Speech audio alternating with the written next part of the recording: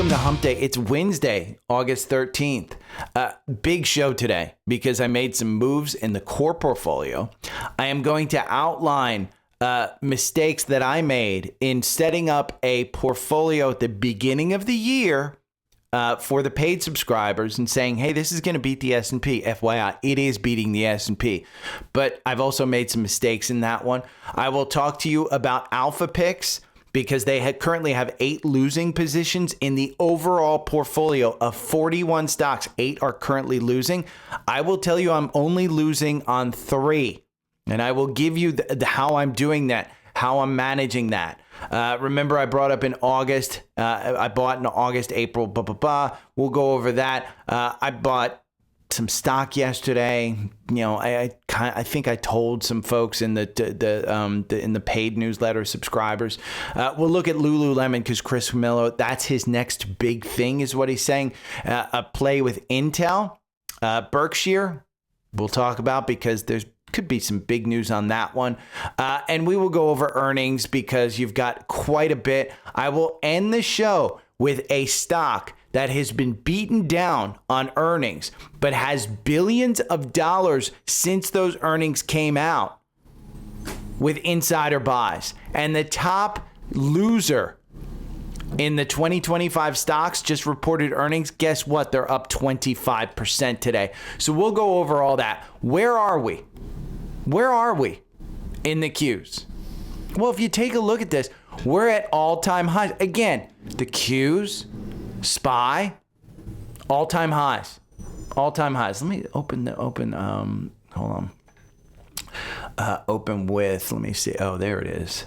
Open with Google Chrome. I got to go to this one. I don't know why I'm on the homepage, but S&P, NASDAQ notch record highs, record closes as CPI data fuels the Fed cut rate.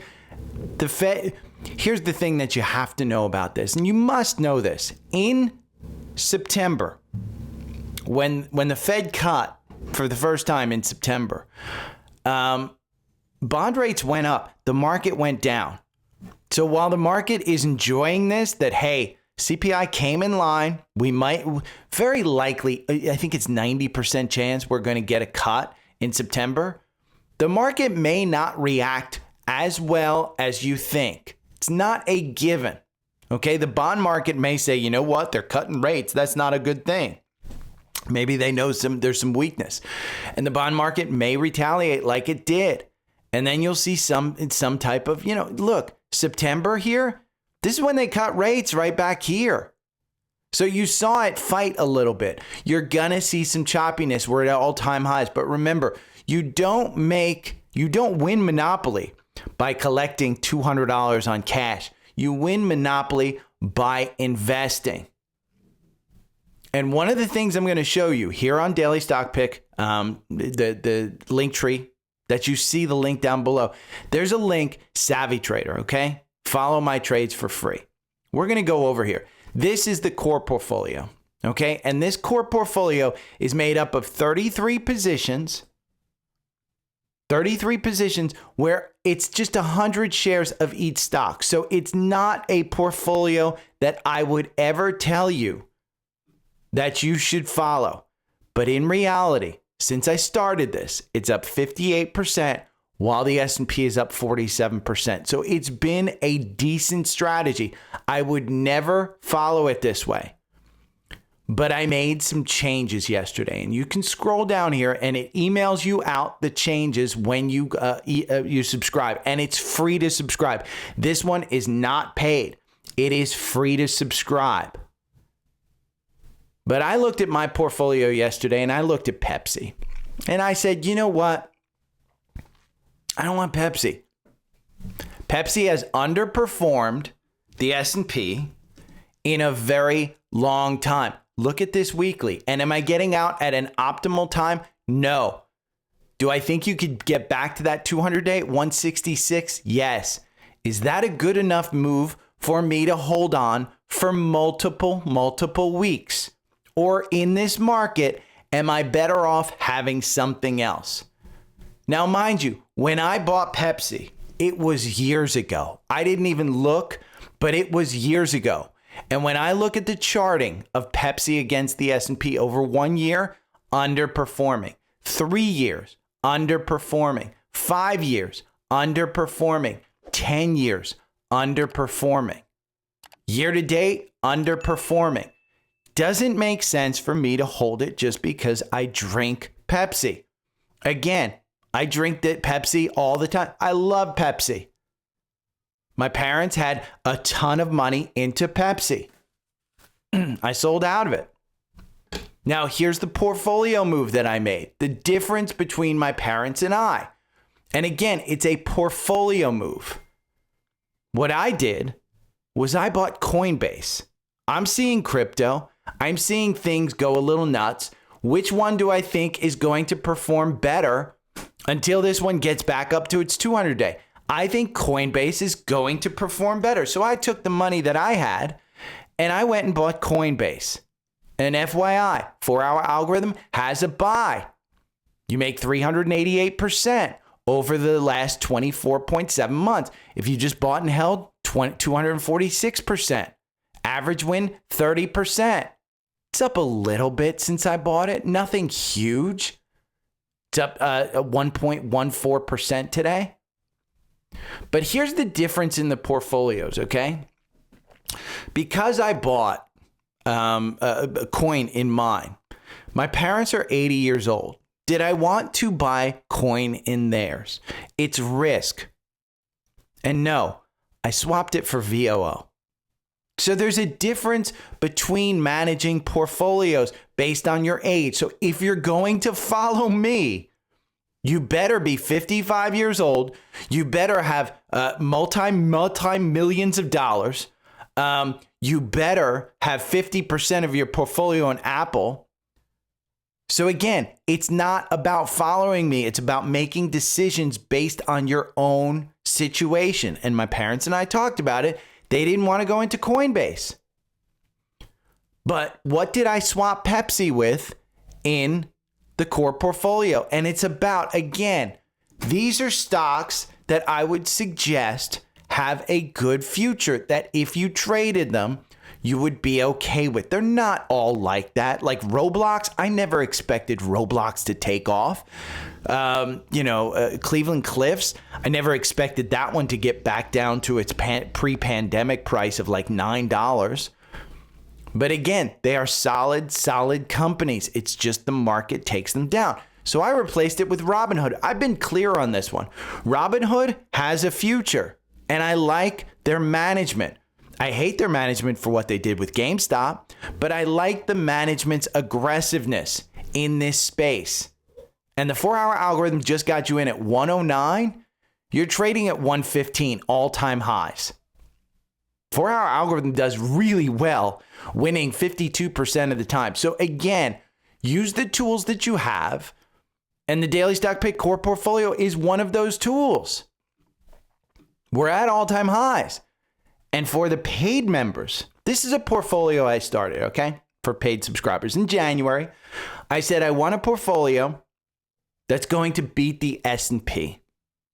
And so I put together a video, and I'll put it in the newsletter. I'll link to it. It's a live video, so it doesn't have a ton of like charts. It's just me sitting there talking, and I think Eli comes on afterwards. It's like an hour and a half, so it's a long one. Listen to the first part of it, because I go over why I buy these. And it's like a $30,000 portfolio. So it's not a huge amount of money, but I said, this is what you want to do. And this portfolio is going to beat the S&P. Was I sure of it? No. But as of this morning, even though this says 10.38%, I will give you the exact amount. This portfolio is up 11.88% as of close yesterday, whereas SPY under the same time period is up 7.55%. Okay? I mentioned during the video that I was going to actively trade this, but as the Liberation Day stuff took place, I just decided, you know what? Let's just hold and see what happens. This isn't real money. So it's $30,000. It's not real money. What I did was try and show people that buy and hold even through down times. And it worked out. Could have not worked out. But let me give you 3 lessons on this. First, I picked Tesla. I put Tesla in this portfolio because if you remember January, Trump and Elon were best friends. Elon was going to do Doge, and things were going well for Tesla. We knew it wasn't a car company, but we knew full self-driving was coming out. We knew he had the ear of the president. We knew regulation wasn't going to be a problem. So lesson number 1, tune it out. I should have put Palantir or NVIDIA or even Robinhood. And that's lesson number 2. Just pick another stock. Tesla, it's a good portion of this portfolio. And it's still up 11%. Tesla year to date is not up in any respect. Let's go and look at year to date of Tesla. Year to date of Tesla is down 15%. And this portfolio is still up double digits.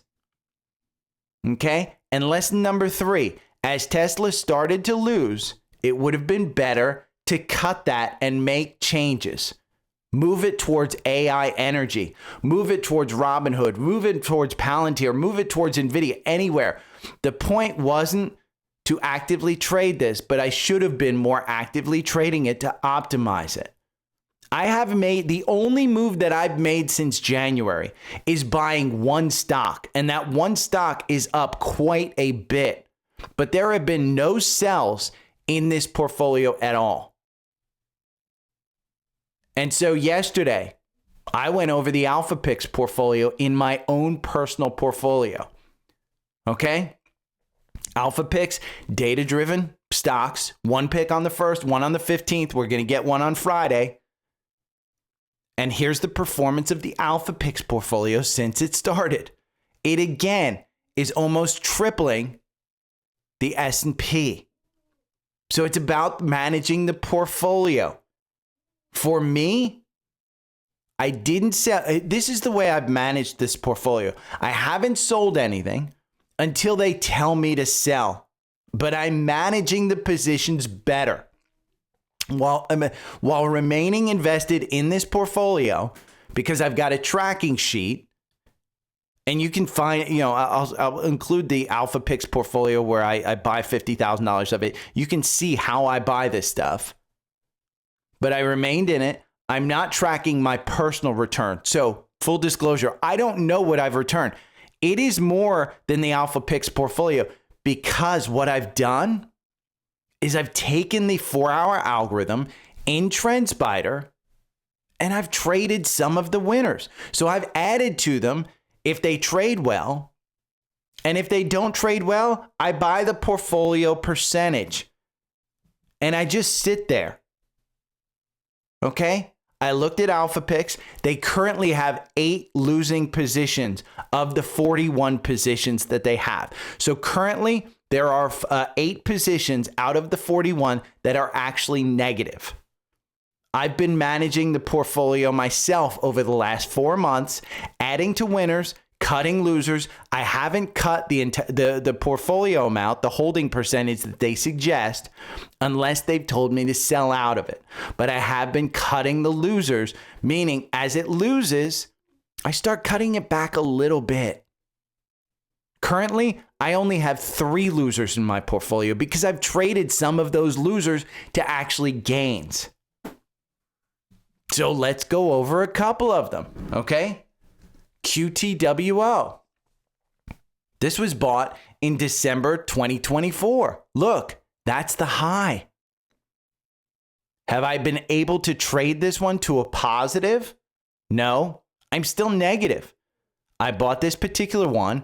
It doesn't beat buy and hold in the 4-hour algorithm. Now, does it make you profit? Yes. Has a buy today at 75.12. Would I buy it? QTWO, let's see. This is just one stock in the Alpha Picks portfolio. It's a hold. It's valuation. They just had earnings insight. You can go and research it yourself. It's application software. Not particularly big on application software right now, so I'm not adding to it. Another one that I'm down on, but I have cut this one significantly, bought in January 2025, which again, highs. PayPal. I've taken profits on some of the bounces, but it's currently a very small position. The loss is less than $100. So again, that's one of the 3 that I've lost. Would I buy this one? I think Block XYZ is actually trading much better. They've got momentum. And the 4-hour algorithm doesn't trade really well in this. But down here at 60, I said, you know what? I do think that it gets back up there to 70. Bought a little bit. I don't think I made this full 11% gain, but I think I made 6 or 7% when I bought a little bit.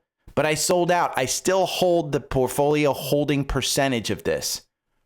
Okay? Now a third one. GRBK, which is a current winner in the portfolio, but the timing when I bought it, when I added to this, was not right. It doesn't trade well in the 4-hour algorithm. Remember, I bought in August. So even though this one was bought a long time ago, I bought in August, which was a high up here.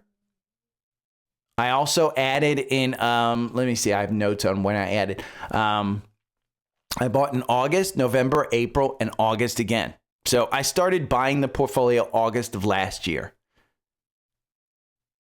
So there's all 3. These are the only 3 stocks. Even though the portfolio is 8 losers, I only have 3. And I'll give you a bonus one. The bonus one, EAT. This is a bonus. I'm positive on this one, but it's been in a clear trading range and it hasn't broken out. You had EAT picked twice in the portfolio in 2024 and in 2025. It's up 8% in pre-market after killing on earnings. EAT. Now it's up 6.7%. But again, 4-hour algorithm has you out. Does it trade great in the 4-hour algorithm? No. But it's a good way to add to the winners and cut the losers. So again, that's just looking at these kinds of things. And I was doing, by the way, yesterday, a whole bunch of looks at my portfolio. And one that I want to point out is CONL. This is one that when I looked at my year-to-date losses, I took a $5,000 loss on this one. Back in I bought on January 17th, which you can see right there, January 17th. So I bought around $38, somewhere in that neighborhood. I sold on February 21st. Why? Because the 4-hour algorithm got you out and it said, you know what? I didn't see confirmation. I'm going to cut my losses on this one. I'm glad I cut it at $5,000. I would have lost a bunch more. But here's the thing, okay? I should have been saying to myself, it's crypto. It's got to come back. Even though this is a double leveraged ETF on Coinbase, it's crypto. It's got to come back. Now, if I just held on to that buy and hold, again, I don't suggest you buy and hold. I'm perfectly happy losing $5,000. But the reality of this is, had I just held it, I would have had the chance to actually make up to 80%. So it's good to go back and look at your losses and understand where they're at now. Could you have done things better? You just never know. I mean, this is, again, these are decaying assets, and it hasn't been out long enough for me to know that it's in an upward trend, but it is in an upward trend. So I just didn't have the information back then. So again, portfolio management is part of it. Now, on yesterday, just a killer quarter. But Chris Camillo says, hey, on was just the appetizer. Lulu set to be the main course. Let's look at Lulu, because Lululemon has pulled back. Again, this is social arbitrage. He's just looking at store traffic. He's looking at Google search mentions. He's looking at things. Remember, if you don't know about Lulu, one of the biggest criticisms from the yoga moms is that front seam. You know, women don't have zippers. They don't pee that way, if you didn't know. They just don't. So that front seam was the biggest complaint because it looked like camel toe. And sorry for anybody that's getting offended, but this is the shit that happens, and this is how Chris Camillo invests. So he's saying, you know what? This is just the appetizer. When's their earnings? It's August 28th. 4-hour algorithm just got you in, but it doesn't trade well. It does beat buy and hold because if you bought 2 years ago, you're down 50% in this name. You got a juicy earnings gap up here to 328. You're trading at 192. Let's look at a weekly to see if there's any, pre-pandemic when the world shut down. The world shut down, and that's where this stock was trading. It's a tough one. If we go to Seeking Alpha and we look at Lulu, it's a sell. It's a performing badly. Am I taking the chance on this one? He's willing to take the risk. Risk, reward. I'm not saying that Lulu's going to work out for him. He's not saying that Lulu's going to work out. He's got conviction. He's got a theory. Go and find out his theory. So I like following him. Am I going to follow him into this trade? Probably not. Risk reward. Now, Daniel here, who is a genius, Futurum. He's the Futurum CEO. Daily reminder, the U.S. needs to turn Intel into a leading edge foundry that gives us capacity, supply chain resilience. If you didn't know, Taiwan Semi is the only company in the world that can produce these chips. Intel got a bunch of money from the U.S. government to try and become one of these foundries is what they're called.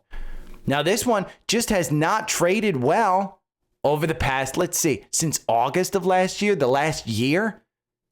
4-hour algorithm makes you 14% versus buy and hold loses you 38%. Now, I talked to my dad last night about this one. Does this one make sense? Intel, horrible, horrible company. And the new CEO just went to the White House, but it's cheap. Even though your PE going forward is 170 times, their growth is negative 3.3%. Their profitability is okay, 32% gross profit margin. But again, I think that the quant, and I think people are reading this one a little more optimistic than I am. So am I going into this one? No. Do I believe that this is a great theory? Yes. Personal opinion, risk reward. Now I've told you, power is powering the AI revolution. VST got you in here at 198. It broke 200 to 209 right now. This one is just going nuts again. Pelosi bought this one way back here. Power makes sense. Now Berkshire, BRK.B, this one, they have $500 billion in cash. And look, they're passing go right now. They're 85% into the market, but this is a record amount of cash. They spent $5 billion. They told the SEC they spent $5 billion buying a new stock. We may find out this week what that new stock is. Is this worth buying for you? Long term, I don't think this one has any problems. Is it cheap? No, it was expensive. You buy this one with a 5 to 10 year outlook on it. Because 5 years, if we just go to charting, and you go, it's underperformed for 1 year, but 3 years, it's outperforming. 5 years, it's outperforming. 10 years, it's outperforming. Is it going to double your money overnight? No, you have to know what you're buying. Now, one thing I really like is this Undercovered Dozen. If you have Seeking Alpha, Undercovered Dozen is fantastic. And the most recent one puts out a pretty interesting stuff. PBR, IONQ, Trading Desk, Credo, Upstart, BIP, United Health, Molina Health, NXT. But one that caught my eye down at the bottom was SRV. Let me see if I've got SRV right here. Cushing Midstream Energy. They talk about that it has a 12% yield, okay? Beats MPLX over 3 years. Is it worth looking into? Well, over 3 years, again, it beats my energies one. This is midstream energy. Over 5 years, MPLX beats it. Just slightly. But is this one a better buy? It's one I'm investigating. because right now it looks like it's in the middle of its 52-week range. It's not covered by the quant. MPLX has been my thing. But again, this one has become a little expensive. Is it going to outperform? Well, I don't know. This one only has a 7.68% dividend.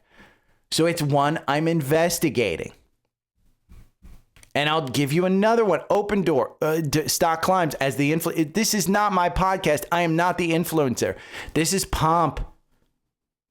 What's his name again? Anthony Pompliano. Pomp.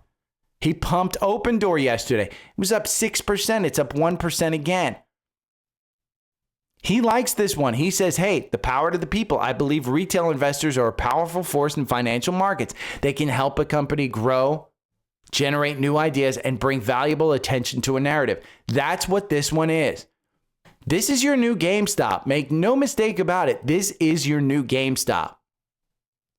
Open Door, it's risky, but risk reward. If you had put something into this a month ago, you're up 202%. If you could have figured out a month ago that, hey, this is going to be a retail darling, it's got a ton of short interest, it's up 202%.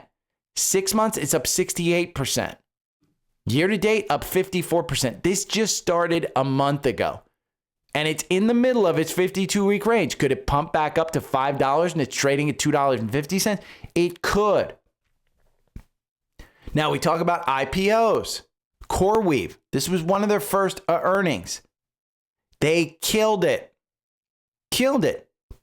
It was a good quarter. Even though they missed on EPS, it was a good quarter. It's down 10%. Why? It's too damn expensive. You know, they're not making money. They are not making money. It's just too expensive. The growth, fantastic. 736% year over year. That is unbelievable. It's just too expensive. Now, I like this one. I like this one a lot. It's data centers. 4-hour algorithm just had you in back here at 41. You made 269%. Got you back in here at 104. You're at 148. You've made 50%. 4-hour algorithm makes you 425% on 2 positions. It's a 100% win rate. Is it great? Doesn't have enough back testing for me to love it. It's just too expensive. And then Zip Trader last night, this is Charlie. He went over the stock that can change life for early buyers. He's got a great thesis. I'm giving him a thumbs up on this one. He's got a great thesis. The stock, Figma. I love his pitch on this stock. But let's go look at it. Okay? First off, we're going to go and we're going to look at Figma from a valuation standpoint. Does it make sense? Well, we don't have any information on it. You just don't, because they just IPO'd last week. Growth, 48%, they're saying year over year. It's great. I respect it. Now, here's the thing that you have to understand. They are trying to disrupt. When Adobe went to buy them, it was for $20 billion. Want to know what their market cap is today? $42 billion. If this were trading at $20 billion, absolutely, because you can trust Adobe. They had to pay $1 billion to Figma for that breakup. So, you know, when they put that in the contract, Adobe said, you know what? We're sure we love this company. We need it. Adobe was willing to pay $20 billion, which was above what they were asking. Now, all of a sudden, a year later, it's worth $40 billion? Adobe has a $140 billion market cap, so $1 billion was a lot for them. If Figma grows, yes, this Charlie's thesis makes sense. They are cash flow positive. So it's not like a lot of other IPOs that aren't making money. It's cash flow positive. But we have to wait for the earnings. It's going to be a question of whether, again, this is software. And I think software is going to be overtaken by AI. This, from designer friends that I know, it's not going to be overtaken by AI. But am I willing to put some money into it? No, I'd rather have it down at $40 at $20 billion market cap than $89 and have it at a $40 billion market cap. That's what you have to know. And this was just a great video about it. And Charlie makes his thesis, and he's been a really good investor over the years. So I like it. Now, IPOs, bullish. We talked about yesterday how this one could get a bid just like CoreWeave, just like Circle, which, by the way, diluted shareholders yesterday. Bullish IPO. I have a feeling this is going to be a crazy roller coaster, okay? BlackRock and ARK funds have indicated interest of up to $200 million to buy this. They went crazy. They raised a crazy amount. The shares previously priced at $32 to $33 a piece. They're going out at $37 plus. They added more shares. I mean, that's Peter Thiel, and this company is just going after this stuff. Again, this is a crypto exchange. It's going to get some crazy stuff. So around 12 o'clock, when it starts pricing in and the market starts opening, if you want to trade it, understand what you're doing. How can you understand what you're doing? Well, here in the newsletter, go down to education, just look at confirmation, because once you get some candles on that, you're going to be able to understand what direction this is going. Just make sure you are experienced. Do not bet money on this. And FYI, this is 100% betting. I have no doubt that this is going to be a good company over time, but right now it's too new, and crypto is highly volatile. So any money that you have, it's not going to zero, but assume that within minutes you can lose 50%. It's like that South Park thing where the guy takes the money and says, yeah, we're going to put it into compounding, blah, blah, and it's gone. That's how much this one is going crazy. Ethereum is going absolutely nuts. Okay? This is why BMNR is going nuts. Ethereum, the underlying one, it's up crazy. 1 month, it's up 58%. I now own Ethereum ETF. I bought one. I even forget which one it is, but I did my research and I bought one. I'm adding to it. 5 days, you're up 20%. Again on Ethereum. So have theories, understand the risk, understand the reward, go into things that you like. Right now, we're in a bull market. And yes, things can slow it down. And yes, I believe a pullback is coming. But I'm not slowing down on adding to positions that I believe in. This is a great thread, okay? 12 companies that got absolutely crushed in earnings. Crushed in earnings. Which one do you think rebounds? I like his pitch on ASML. I like his pitch on HIMS. I like his pitch on SMCI. And I like his pitch on Novo Nordisk. Again, 12 companies. Go and do your research. Comment down below. Let me know which ones you like, which ones you actually own. I don't think I own any of these, to be honest with you. And if you think that Eli Lilly, because he does make a pitch for Eli Lilly. Eli Lilly just saw $2.9 million worth of company stock over the last 2 days, okay? Let's go over to Finviz, because everybody has Finviz.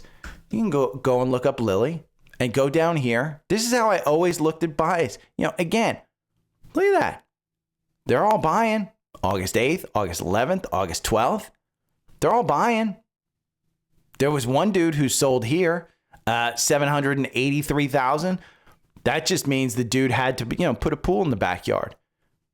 But again, David Ricks, the CEO, he bought $1 million worth. It's not a lot of money for a CEO to buy, but the dude probably owns a shit ton already. So he's putting $1 million of his own stuff in there. Look, he's a top 10% owner. So again, understand what you're doing, because Lilly, I think it was an overreaction to their earnings. You've got a gap up here to 745, but make no mistake, missing out on that oral drug is a big freaking deal, and the valuation is still expensive. But if they continue to grow, at the pace that they're growing, again, the PEG ratio is only 0.87. So it's all about the growth. Ignore the valuation. Look at the growth. And what does Wall Street think that it's worth? They still have a $906 price target on it. Understand what you're buying. And then the worst performer, you'll see over on my left, there's a portfolio here, the top 2025 stocks. Yesterday, the top 2025 stocks were up 3.17. The worst performer of the year is INTA. It was up 3% yesterday. It's up 21%. This was up almost as much as 30% on killer earnings. Outlines $570 million in revenue target for the fiscal year. It's a small cap company. The market cap is $2.99 billion. They're about to make 25% of their revenue next year. That's huge. 25% of their market cap in revenue. Again, it's a big freaking deal. This one, what does Wall Street think that it's worth? They think it's worth $64. There's 10 analysts that cover this. 4 of them have a strong buy. The quant says a hold. Why? Analyze it with AI. Go and look at it. Their competitors, Salesforce, SAP, and iManage. Again, look at the positives and negative. Now, this one is one that I cut. INTA, Intab. I traded this one. I lost back in February, and I haven't looked back. I haven't added to it. Is now the time to add to it? Well, again, it's beaten down, and it's up 25% in pre-market, up to 44, which we're just going to put a line here at 44 right here. Is that any type of, I keep seeing a flash over on my left-hand side, and I think it's a bird, but it's not. Is that any type of, you put a line at 44? Ooh, that's kind of a previous pullback. Back in September of last year, didn't pull back a ton, but you can see, kind of used it as support here. Then when you got here in April, kind of used it as support, 47, 48. So I think if you get up past there and you start this 50-day to turn around, maybe you get back up to this 73. Again, the stock doesn't trade a ton of shares, 98,000 shares. It's not a huge market cap at $2.99 billion, but they outlined a huge growth. And you can see 17% growth year over year. Again, the growth hasn't been the problem. The problem has been the momentum. And in this market, the momentum can take you down. So there's some thoughts on portfolios. There's some thoughts on single stocks. There's some moves that I've made. I just went over all of that. And then I do scans. In the newsletter, you're going to get scans. And these are stocks that have an entry in the 4-hour algorithm. Goldman Sachs, look at this one. I thought this one was interesting. Now you see the entry down here at 484. Yes, I bought at 484. Yes, I am up that much. I bought and held. I bought 6 figures of this one. I'm doing really well. I'm perfectly fine.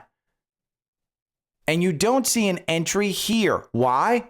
Because you're already in back here. But the MACD going down, resetting, the RSI going down, resetting, and then having a great day yesterday.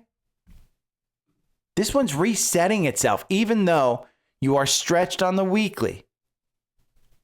We're in an IPO market. Goldman Sachs, theory is it's good.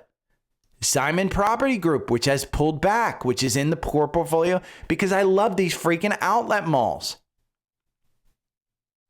This one, another entry, even though it got you in at 169.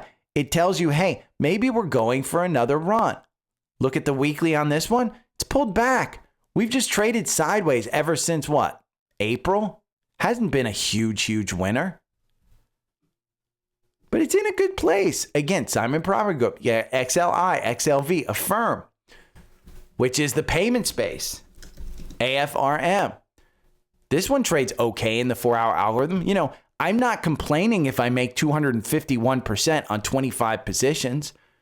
Use the tools that you have, and the tools that I have are all here on Linktree. The first one is TrendSpider. Okay, TrendSpider's on sale. You can get it for $50 a month, $52 a month. Sign up for the annual plan, and you get my 4-hour algorithm. I will send it to you. It is a great way to use the other tools, which is Alpha Picks. Okay, if you want Alpha Picks, you can save $50. If you want Seeking Alpha Premium, you can get a free 7-day trial. Go and get the top 2025 stocks. Go and get the second half top 2025 stocks, which I bought. Those are fantastic, fantastic articles, and you can get them with a free 7-day trial. What I suggest is getting the bundle because you save $159 off that price. And the bundle allows you to use everything that I just showed you in this podcast. Now, you may say, well, you just told me not to follow. I'm telling you, don't follow me into trades. Don't follow other people into trades. Get your ideas, do your research, and then decide the risk and reward. That's the whole point of this podcast. So if you have any questions, again, Linktree has all my information. You can reply to the daily newsletter that I send out, or my email address is right up there. In fact, let's go in. Webull is another tool that I have because I would never trade in my big account the way I trade in Webull. And Webull makes it super easy. And by the way, I started out with $1,000. I'm showing right on screen, 14,133. I think it was up at like 14,400 yesterday. But one of the stocks that I'm in on the 4-hour algorithm, even though it's up 1% today, it's a double leveraged ETF on a stock. I'm down overall 2%. Am I getting out? No, I'm getting out when the 4-hour algorithm tells me to get out. So if you have any questions, if you want to know what that stock is, go over here. It's in one of the newsletters of the recent week. It's probably in the chat as well. So if you have any questions, just reply to the email or hit me up on an email itself or comment on anything. I usually find people. Okay, talk to you tomorrow. See you, bye. Every morning I wake up to the sound of the trading bell. My heart starts to pound. Daily stock pick trading podcast in my ears, guiding me through my hopes and fears. Tune in daily, don't miss a single show. Sign up for the newsletter, let us help you grow. Taking risks, making moves, seeking success. Together we'll conquer, no room for any less. Every morning I wake up to the sound of the trading bell. My heart starts to pound. Daily stock pick trading podcast in my ears, guiding me through my hopes and fears. Tune in daily, don't miss a single show. Sign up for the newsletter, let us help you grow. Taking risks, making moves, seeking success. Together we'll conquer, no room for any less. Listen now.